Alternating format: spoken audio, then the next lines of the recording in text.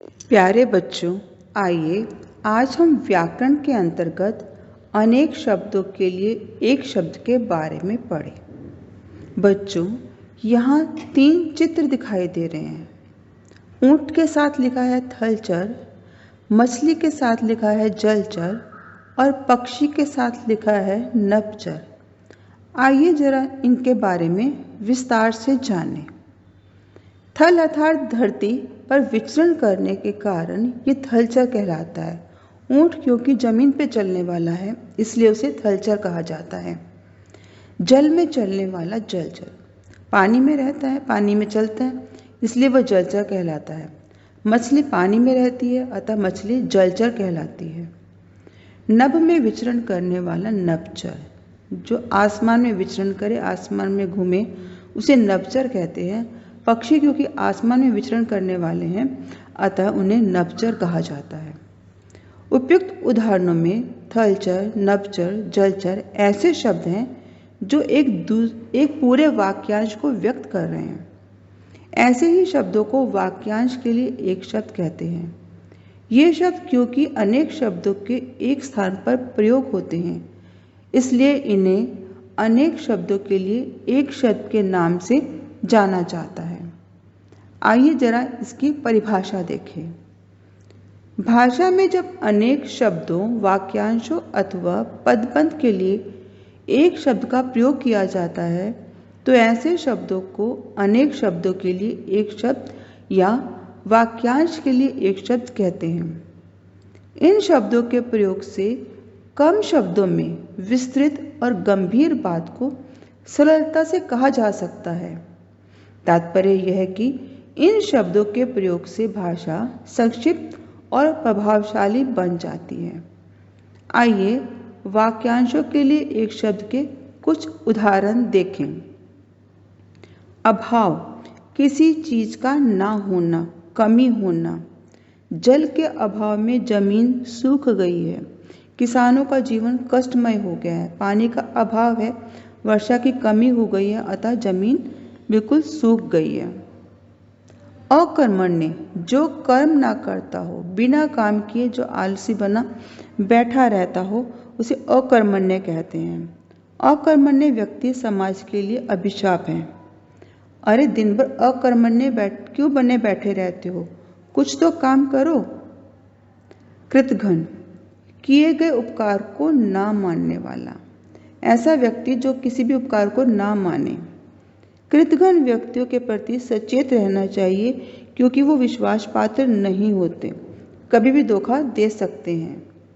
दावानल यानी जंगल की आग, देखते ही देखते दावानल भड़क उठी। कैलिफोर्निया का दावानल कई रिकॉर्ड को तोड़ चुका है। शताब्दी, 100 वर्षों की अवधि। एक शताब्दी को पार करने वाले कुछ ही व्यक्ति रहते हैं।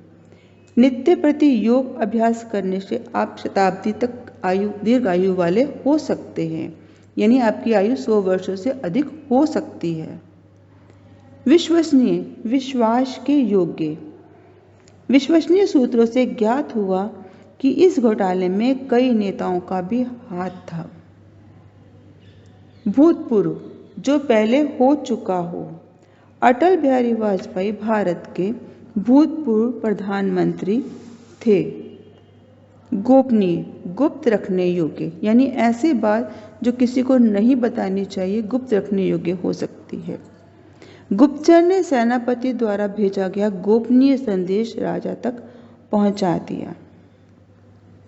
उपरांत, ऊपर कहा गया। उपरोक्त सभी प्रश्नों के उत्तर विस्तार से दीजिए। अल्पज्ञ, जो कम जानता हो। निरंतर अभ्यास करने से अथवा अध्ययन करने से अल्पज्ञ भी विशेषज्ञ बन जाते हैं, यानी कम बुद्धि वाला है वो भी ज्ञानी बन सकता है। हितैषी, हित चाहने वाला। माता पिता हमेशा बच्चों के हितैषी होते हैं। सर्वज्ञ, जो सब कुछ जानता हो। परमात्मा सर्वज्ञ है, परमात्मा सबके बारे में जानते हैं।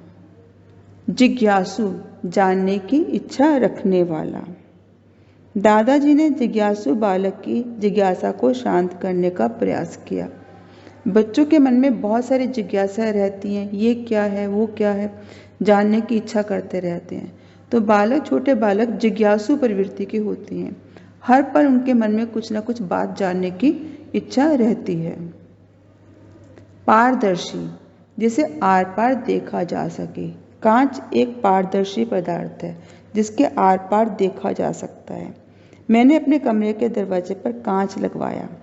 शीशा नहीं, हम कहेंगे शीशे के पीछे कुछ पेंट लगा रहता है जिसमें से हम अपने अक्स को, चेहरे को देख सकते हैं, जबकि कांच ऐसा जिसके आर पार देखा जा सकता है। हमारे संगठन की नीतियां पारदर्शिता पूर्ण हैं, यानी हमारे संगठन की जो नीतियां हैं वो ऐसी हैं जिसमें कोई भी दुराव छिपाव नहीं है, पारदर्शिता है उसमें। दुर्लभ, जिसे प्राप्त करना कठिन हो। हिमालय पर्वत से हमें कई दुर्लभ जड़ी बूटियां मिलती हैं। ऐसी जड़ी बूटियां जो आम जगहों पर नहीं मिलती, हिमालय की ऊंची चोटियों पर बड़ी मुश्किल से वो हमें प्राप्त हो पाती हैं, दुर्लभ हैं वो। आजन्म, जन्म से मृत्यु तक। भीष्म पितामह ने आजन्म ब्रह्मचारी रहने की प्रतिज्ञा की थी, यानी वो कभी विवाह नहीं करेंगे, आजन्म ब्रह्मचारी रहने की प्रतिज्ञा की थी। आत्महत्या, अपनी ही हत्या करना। आत्महत्या एक जघन्य अपराध है। कभी भी व्यक्ति को निराश, हताश होकर आत्महत्या नहीं करनी चाहिए, क्योंकि इससे परमात्मा भी कुपित होते हैं, नाराज होते हैं। मितभाषी, कम बोलने वाला। विदिशा मितभाषी है, जबकि उसकी सखी वाचाल है, बहुत बोलने वाली है। पाश्चात्य, पश्चिमी देशों से संबंधित। पाश्चात्य संस्कृति आज के युवाओं को बहुत आकर्षित करती है। पश्चिमी देशों की, पाश्चात्य देशों की जो संस्कृति है, उनका रहन सहन, खान पहन, पहनावा हमारे भारतीयों को, युवाओं को बहुत आकर्षित लगता है। नवजात, जो नया पैदा हुआ हो। नवजात शिशु का चेहरा देखकर परिवार के सभी व्यक्तियों का चेहरा खिल उठा। छोटे बच्चों को देखकर, नवजात शिशु को देखकर सभी अत्यंत प्रसन्न हो गए। बहुमूल्य, जो बहुत मूल्यवान हो। यह हार बहुमूल्य है। अमूल्य शब्द का प्रयोग वहाँ करते हैं जिसकी हम कीमत ना चुका सकें। जैसे मातृभूमि की सेवा का मोल अमूल्य है, उसकी हम कीमत नहीं चुका सकते। माता पिता ने जो हमारे लिए उपकार किए वो अमूल्य हैं, उनका मूल्य हम नहीं चुका सकते। बहुमूल्य यानी बहुत कीमती, बहुत महंगा। सर्वमान्य, जो सबको मान्य हो। सर्वमान्य होने के कारण यह बिल लोकसभा में पास हो गया।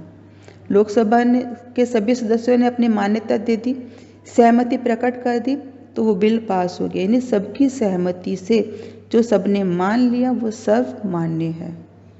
दत्तक, गोद लिया हुआ पुत्र या पुत्री। लक्ष्मीबाई अपने दत्तक पुत्र दामोदर को पीठ पर बांधकर युद्ध के मैदान में उतरी थी। गोद लिया हुआ पुत्र उन्होंने अपनी पीठ पे बांधा हुआ था, दत्तक पुत्र। विशेषज्ञ, किसी विषय में विशिष्ट ज्ञान रखने वाला।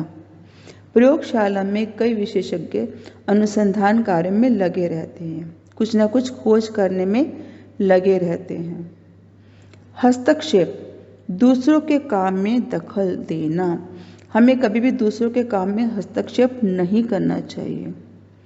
माँ ने हस्तक्षेप करके अपने दोनों बच्चों का झगड़ा निपटाया। सहपाठी, जो साथ साथ पढ़ता हो। मेरा सहपाठी गृह कार्य करने में मेरी सहायता करता है। सहपाठी के साथ पढ़ने, खेलने, कूदने का आनंद ही कुछ और है। संक्रामक, छूत से फैलने वाला रोग। कोरोना एक संक्रामक रोग है, छूत से फैलने वाला है। पैतृक, पूर्वजों से संबंधित। कर्ज चुकाने के लिए उसने अपनी पैतृक संपत्ति बेच दी। पूर्वजों का जो मकान था, संपत्ति थी, वो उसने बेच दी। पैतृक। परोपकारी, दूसरों का उपकार करने वाला। मदर टेरेसा परोपकारी महिला थी। परोपकारी व्यक्ति सदा दूसरों का भला करते हैं, कभी भी अपने बारे में नहीं सोचते। जिजीविषा, जीने की उत्कट इच्छा। वह मृत्यु पर विजय पा लेगा क्योंकि उसमें जिजीविषा है, जीने की इच्छा है। जीने की इच्छा वाला व्यक्ति बहुत अधिक बीमार पड़ने के बाद भी स्वस्थ हो जाता है जल्दी। आयात, विदेशों से वस्तु मंगवाना। आत्मनिर्भर भारत अब आयात नहीं निर्यात पर बल दे रहा है, यानी विदेशों से वस्तुएं वो मंगवा नहीं रहा बल्कि भेज रहा है, निर्यात कर रहा है। आइए इसका अभ्यास कार्य देखें। रेखांकित शब्दों के लिए एक शब्द लिखकर वाक्य पुनः लिखिए। शुगर छूत से फैलने वाला रोग नहीं है। शुगर संक्रामक रोग नहीं है। बालक को सदा जानने की इच्छा रखने वाला होना चाहिए। बालक को सदा जिज्ञासु होना चाहिए। मित्रों में कुछ भी गुप्त रखने योग्य नहीं होता। मित्रों में कुछ भी गोपनीय नहीं होता। दामोदर लक्ष्मीबाई का गोद लिया पुत्र था। दामोदर लक्ष्मीबाई का दत्तक पुत्र था। मेरा यह कथन विश्वास के योग्य है। मेरा यह कथन विश्वसनीय है। अभ्यास कार्य 2। दिए गए अनेक शब्दों के लिए एक शब्द बताइए। किसी विषय का विशिष्ट ज्ञान रखने वाला विशेषज्ञ, जिसे प्राप्त करना कठिन हो, दुर्लभ। किए गए उपकार को ना मानने वाला कृतघ्न। किसी चीज का ना होना अभाव। जो कम जानता हो अल्पज्ञ। अभ्यास कार्य 3। उचित मिलान करें। क और ख 2 वर्ग दिए गए हैं। उचित मिलान वाला शब्द उन वाक्यांश के सामने लिखा जाएगा। जो कर्म ना करता हो अकर्मण्य। 100 वर्षों की अवधि शताब्दी। ऊपर कहा गया उपयुक्त। हित चाहने वाला हितैषी। पूर्वजों से संबंधित पैतृक। जन्म से मृत्यु तक आजन्म।